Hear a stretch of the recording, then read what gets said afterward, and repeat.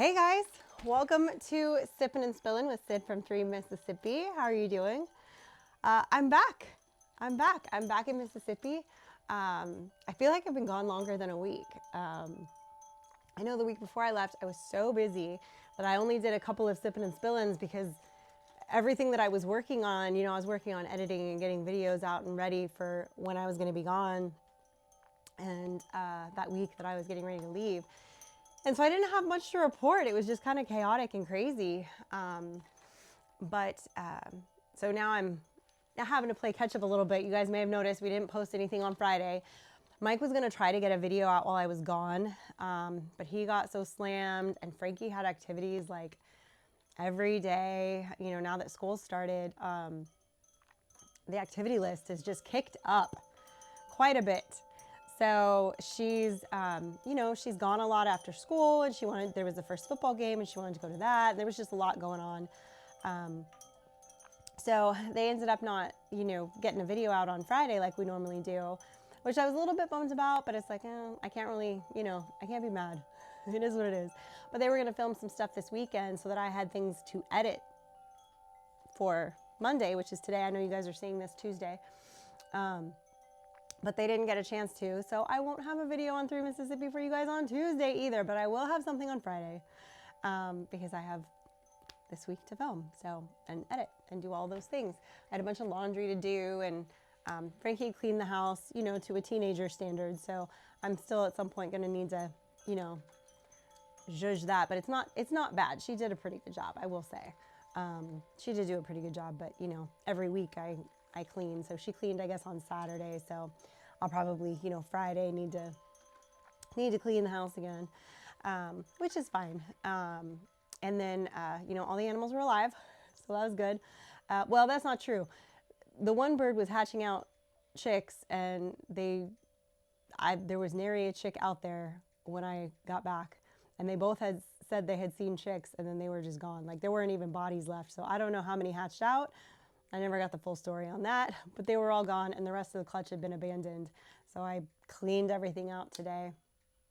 And then this week, and then I cleaned the troughs out, the water troughs. And I was so cute because, the outdoor dogs, like, obviously I'm their main person, and I feed them, and I trained them, and, Kusi was beside himself this morning when I went out there. Absolutely beside himself. Like, he is very good. One of the first things I teach these dogs is no jump because, and to settle.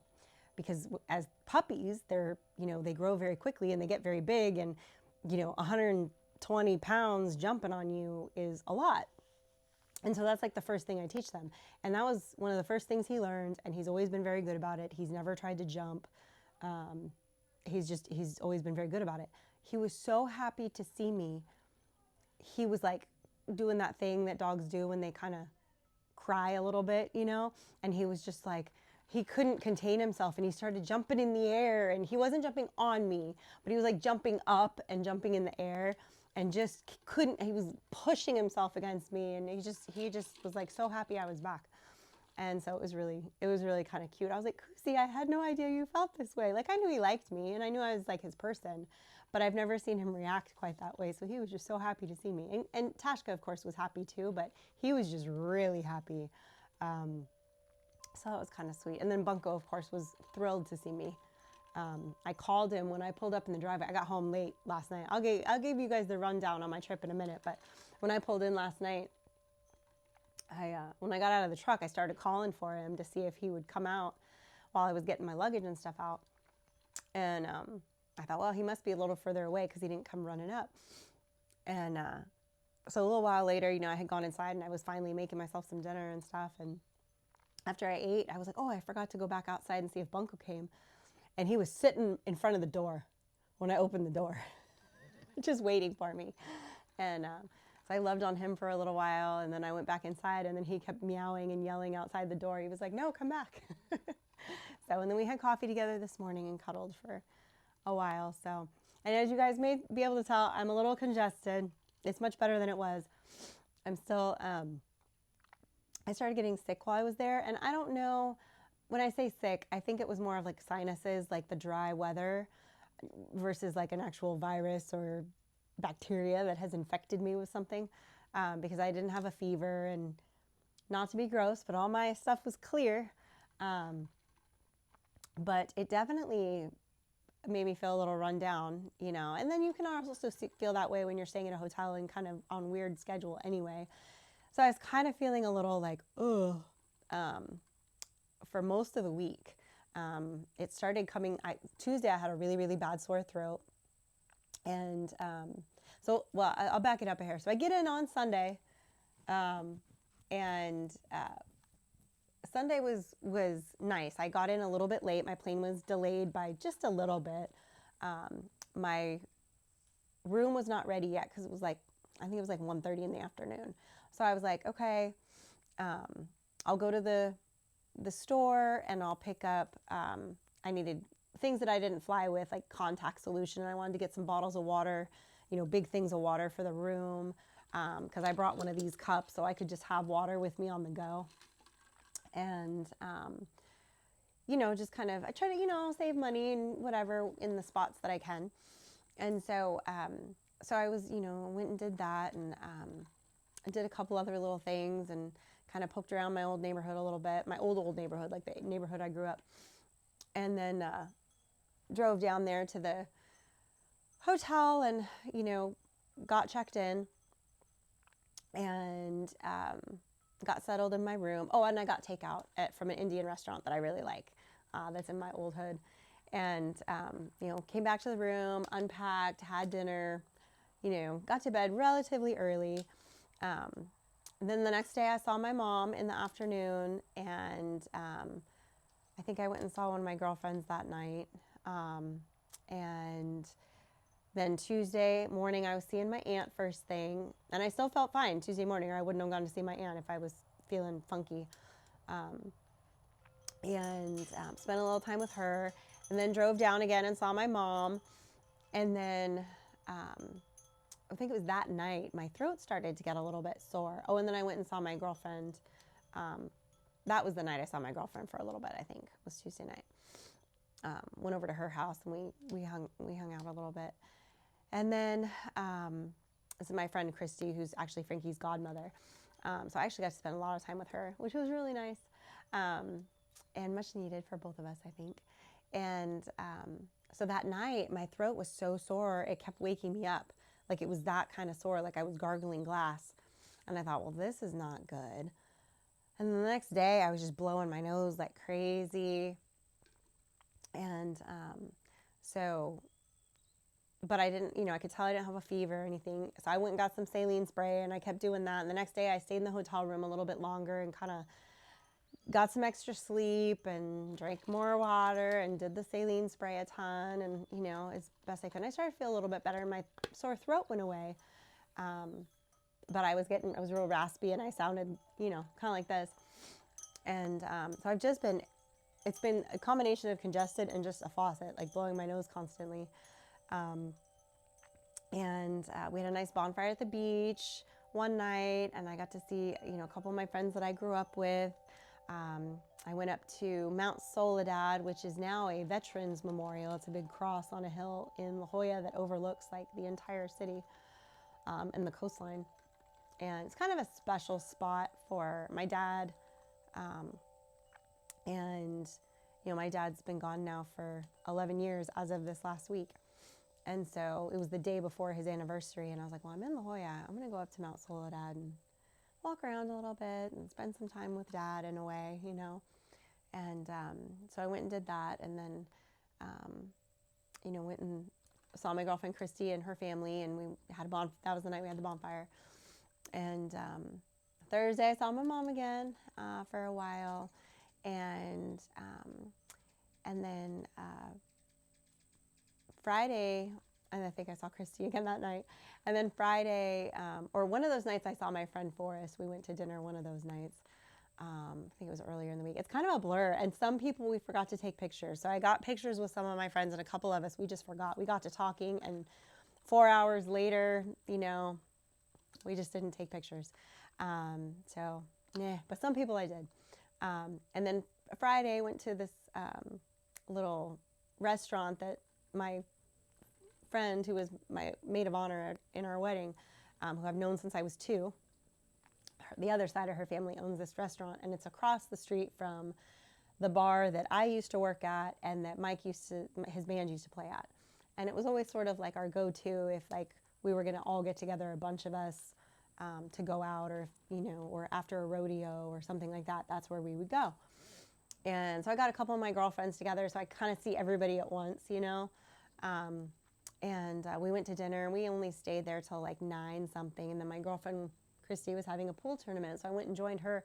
We ended up at the bar that she owns down the street from where she was playing pool, or down the way.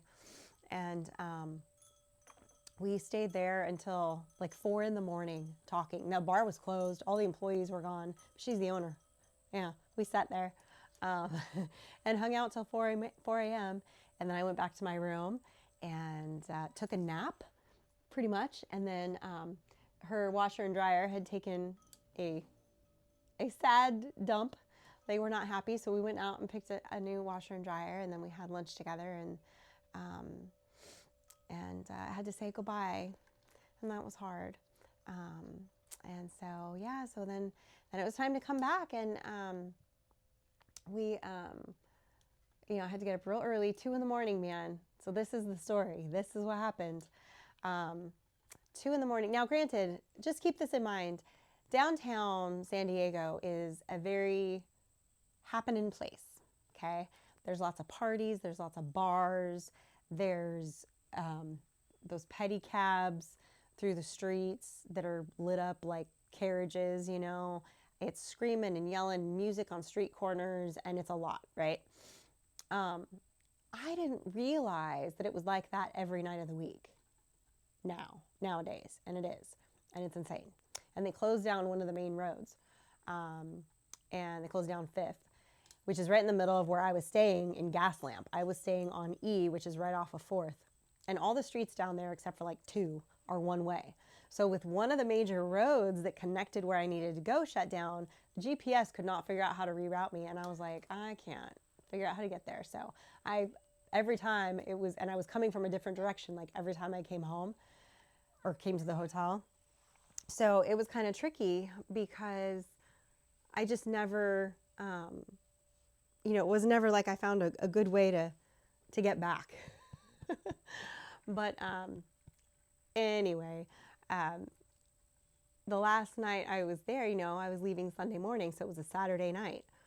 And I had set my alarm for 2 in the morning because I was very paranoid that I was going to miss my flight or something was going to go wrong, because I had a rental car and I had to return my rental car before I could go, to the airport. And the rental car place is in a very different spot than the, I think a tiny human just came out. Sorry. Hi, that's okay. I gotta get my charger from here. Oh, okay, you're fine.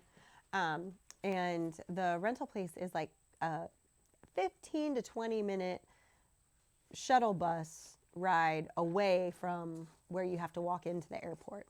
So you got to make sure you're timing it right, because if you miss the shuttle, then you're going to have to wait another 20 minutes potentially for the next shuttle, and then it's 20 minutes. So then you're 40 minutes behind schedule, right? So anyway, so I get there and I managed to get one of the shuttles right away and get there, but it took 20 minutes to get to the airport. Get through TSA, the fastest I've ever gotten through TSA leaving San Diego ever in the history of my life. That was amazing. Super lickety split. First flight, no big deal. They are actually flying me from San Diego. We flew to Baltimore, and then I was going to fly from Baltimore back to Memphis. Well, and then, drive from Memphis home. And the first flight, I was so delirious. I was so tired. I kept dozing off, and then coming to, and there would be like the stewardess would come by and be like, oh, or the flight attendant, whatever they want to be called now, and I was like, oh, can I just, have a Sprite? For some reason, I wanted a Sprite, which I never drink sodas, but a Sprite just sounded really good. I think because my throat was still, and it was real dry on the plane, and I already had a ton of water. And so I was like, oh, I kind of want a Sprite. So, and then I dozed back off, and I don't know when I came to, but the Sprite was sitting in front of me with some snacks. And I was like, cool, thanks, seat neighbor. because he must have helped the sister out. And then had that. I must have fallen back asleep. Oh, it's okay. My flamingo just fell over and scared Bunko. It's okay. I'll fix it. It never blows over. That's the second time today, and it wasn't even that windy. Anyway, the next thing I know, I had put my little trash in my cup. Next thing I know, that's gone when I come back and wake up.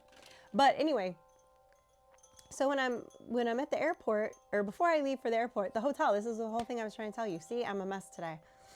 I must be jet lagged. So it's a party town, whatever. So I wake up to my alarm at 2 in the morning because I was afraid I was gonna miss all the shenanigans, but I didn't. To doors slamming down the hallway. Now keep in mind, this hotel is like 120 years old, right in the heart of downtown, and I was like on the 8th floor. So the downstairs, like the street noise wasn't bad. Like it didn't keep me up at night or anything, and I sleep with noise on my phone. So like it was fine. A couple times it got a little loud throughout the week and kind of maybe woke me up a bit, but nothing crazy. I hear the doors slam, the whole hallway is shaking, and the guys you could tell it was like a group of 20-something-year-old guys yelling and screaming in the hall. And he's like cussing the whole time, but he's saying, I have to get back to my room because I have to cancel this card, and I'm gonna fling myself into the ocean, and just screaming and yelling and cussing and slamming doors. And I gather he left he got his card stolen or dropped it somewhere in the middle of downtown in a drunken stupor. That was the gist of what I was understanding that had happened. So after this goes on for a few minutes, I kind of sneak over to the peephole because that's how old these hotels are. They have peephole. And I look and I can see that the neighbor's door is wide open, and I can still kind of hear them talking, but they're not screaming anymore. So I'm like, well, he must be on the phone with his bank. He's not screaming anymore. Or he's passed out. One of the two. So, I get ready, get my stuff together, toddle downstairs, about an hour and a half later after I've had some coffee and made sure the coast was clear, and done my, OCD triple check of my room, and the elevator doors open, and I get a whiff of like garlic and onions and like food, and I'm like, that's kind of a weird smell for like 3-something in the morning. But I remembered when I checked into the hotel, and off and on when I would like come back to the hotel, the downstairs lobby smells like garlic because a new restaurant opened that's like connected to them. And she's like, yeah, now it always smells like garlic down here. And I thought, wow, it's really wafting up to the 8th floor now. Well, I step on the elevator and there's food. Like somebody had gotten like I don't know what, like a taco or a gyro or something, and smeared it all over the inside of the elevator. It smelled good and it had been recent. And it was just smeared all over. Like this is one of those old mirrored elevators with like wood molding around it, and like that 1920s tile, those little tiny tiles. And I was like, oh wow. So when I checked out, I was like, just to let you know, that elevator that I just got out of is smeared. And her face went like this, and I was like, with food, and it's a mess. And she goes, oh, well, at least it's just food. I thought you were gonna say something else. So I'm like, man, what has been smeared in that elevator?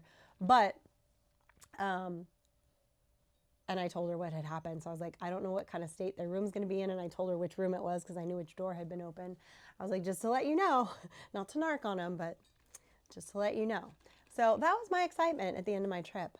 But I had a great trip. I'm glad to be back. Lots to do. I feel like I'm super, super behind. I'm gonna do a little bit of, I've done some stuff today, and I'm gonna do a little bit more, and then I think Frankie and I are gonna spend a little bit of time together and have a nice dinner or whatever. But that's it. That's all the news that is the news. Oh, it fell. When did it fall? Just while I was sitting here. So yeah, but I'll take care of it in a minute. She's fixing my flamingo now for me. But anyway, guys, I appreciate you. I'm sorry I have been gone for so long. I can't believe that they made such a ruckus. And at one point, that was one of the reasons why I looked in the peephole. I thought they were trying to break into my room because the whole door, it was like somebody slammed up against my door. But they weren't trying to break in my room, and I was fine. Nobody died. Nobody broke rule number 1. So anyway, guys, I hope you have a blessed beginning to your week here as it's already kicked off. And I hope you do continue to have a good week. And as always, guys, remember, stay blessed and safety's off.